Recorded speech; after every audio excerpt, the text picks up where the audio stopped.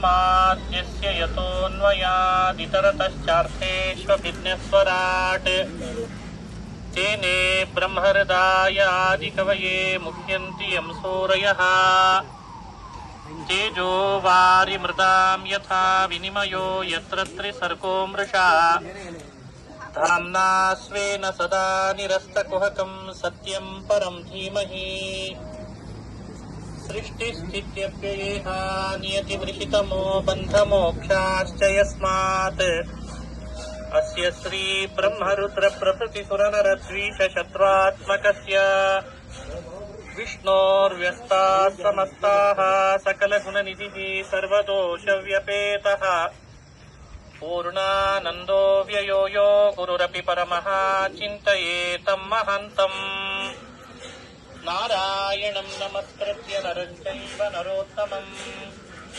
देवीं सरस्वतीं व्यासं ततो जयमुदीरयेत् अभ्रमं भङ्गरहितम् अजडं विमलं सदा आनन्दतीर्थमतुलं भजे तापत्रयापहम् मूकोऽपि यत्प्रसादेन मुकुन्दशयनायते राजराजायते रिक्तो राघवेन्द्रं तमाश्रये आपादमौलिपर्यन्तं गुरूणामाकृतिं स्मरेत् तेन विघ्नाः प्रणश्यन्ति सिद्ध्यन्ति च मनोरथाः ಶ್ರೀ ಹರಿವಾಯು ಗುರುಗಳ ಚರಣಾರವಿಂದಗಳಲ್ಲಿ ಭಕ್ತಿಪೂರ್ವಕ ಪ್ರಣಾಮಗಳನ್ನು ಅರ್ಪಿಸಿ ಶ್ರೀಮದ್ ಭಾಗವತ ಮಹಾಪುರಾಣದ ಷಷ್ಠ ಸ್ಕಂಧವನ್ನು ನಿನ್ನೆ ನಾವು ಬದರಿ ಕ್ಷೇತ್ರದಲ್ಲಿ ಅನುಸಂಧಾನ ಮಾಡ್ತಾ ಬಂದ್ವಿ.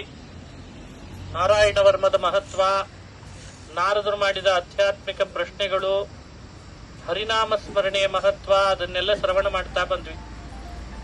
ಇವತ್ತು ಸಪ್ತಮ ಸ್ಕಂಧದಲ್ಲಿ ಬರುವಂತಹ ಪ್ರಹ್ಲಾದನ ಚರಿತ್ರೆಯನ್ನು ಶ್ರವಣ ಮಾಡ್ತಾ ಇದ್ದೇವೆ. ನಿರ್ವಿಘ್ನವಾಗಿ ಬದ್ರಿನಾರಾಯಣ ದರ್ಶನ ನೀಡಿದ, ನಿರ್ವಿಘ್ನವಾಗಿ ಅಲಕನಂದ ಸ್ನಾನ ಆಯಿತು, ತೀರ್ಥವಿಧಿ ಆಯಿತು, ವಿಶೇಷವಾಗಿ ಪಾರಾಯಣ ಜಪ ಎಲ್ಲ ಭಗವಂತ ಮಾಡಿಸ್ಕೊಂಡ. ನಾವು ಮನೆಯಿಂದ ಹೊರಟು ಇಲ್ಲಿವರೆಗೂ ಬರೋವರೆಗೂ ನಮ್ಮ ಕುಲದೇವರು ನಮ್ಮನ್ನ ಹಿಂದೆ ಬಂದು ಕರ್ಕೊಂಡು ಬರ್ತಾನಂತೆ. ಇಲ್ಲಿಗೆ ಬಂದ ಮೇಲೆ ಇಲ್ಲಿದ ನಾರಾಯಣ ನಮ್ಮನ್ನ ಮನೆ ತನಕ ಕರ್ಕೊಂಡು ಹೋಗ್ತಾನಂತೆ. ಹಾಗಾಗಿ ಮನೆಗೆ ಹೋಗುವಾಗ ನಮ್ಮ ಬೆನ್ನ ಹಿಂದೆ ನಾರಾಯಣ ಇರ್ತಾನೆ ಅಂತ ಅನುಸಂಧಾನ ಇರ್ಬೇಕಂತ. ಈ ಬದರಿ ನಾರಾಯಣನ ದರ್ಶನ ಮಾಡಿ ಬಂದ ಮೇಲೆ ಬದರಿ ಸಮಾರಾಧನೆ ಯಾಕೆ ಮಾಡೋದು ಅಂದ್ರೆ, ನಮ್ಮನ್ನ ಮನೆ ತನಕ ಕರ್ಕೊಂಡು ಬಂದಲ್ಲ ಅಂತ ಅವನಿಗೆ ಪೂಜೆ ಮಾಡೋದಂತೆ. ಅದನ್ನು ನಾವು ಅನುಸಂಧಾನ ಮಾಡ್ತಾ ಪ್ರಕೃತದಲ್ಲಿ ಸಪ್ತಮ ಸ್ಕಂಧದ ಸಾರವನ್ನ ಇವತ್ತು ಹೇಳ್ತಾ ಇದ್ದೇನೆ.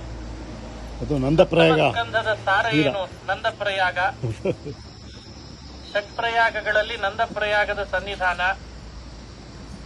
ಸಪ್ತಮ ಸ್ಕಂಧದಲ್ಲಿ ಬರುವಂತಹ ಪ್ರಮುಖವಾದ ಸಾರ ಏನು ಅಂದ್ರೆ, ಭಗವಂತ ವಿಷಮನಲ್ಲ ಅಂತ ನಮಗೆಲ್ಲ ಪರಿಚಯ ಮಾಡಿಸ್ತದೆ. ನಮಗೆ ಯಾವಾಗಲೂ ಮನಸ್ಸಿನಲ್ಲಿ ಸಂಶಯ ಬರ್ತಾ ಇರ್ತದೆ, ಯಾಕೋ ಏನೋ ದೇವ್ರೆ ಅವರಿಗೆ ಸ್ವಲ್ಪ ಜಾಸ್ತಿ ಕೊಟ್ಬಿಟ್ಟ, ನಮಗೆ ಕಡಿಮೆ ಮಾಡಿದ್ನಲ್ಲ ಅಂತ. ಇನ್ಯಾರನ್ನೋ ನೋಡಿ ಮನಸ್ಸಿನಲ್ಲಿ ಅನ್ಕೊಳ್ತಾ ಇರ್ತೇವೆ.